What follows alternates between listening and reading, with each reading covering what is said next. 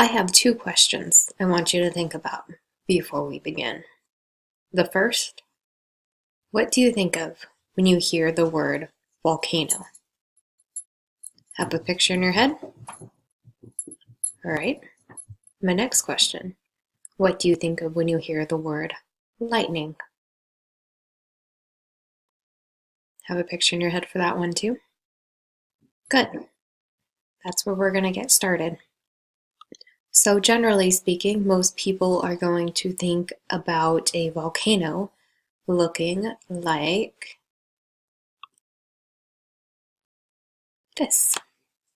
Is that about accurate? Lava going down, a mountain that's bursting from the top. Okay, how about lightning?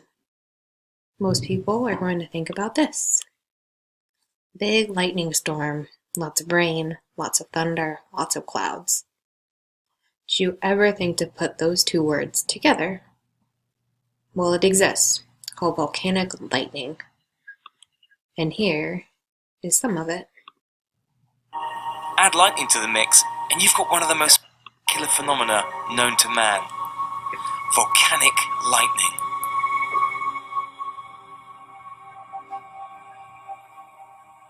The science behind volcanic... So, if you can imagine, it's going to be really interesting to find out what volcanic lightning is and how it is created.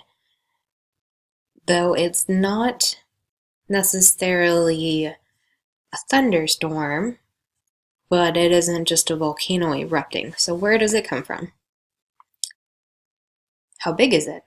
Does it start all the way from the top and go all the way down to the bottom? Does it just shoot up the top? If there's a lot of lava, will that happen? Does there have to be a huge amount of smoke in order for it to happen? These are just a few of the questions that we're going to look into as we are learning about volcanic lightning. Thank you.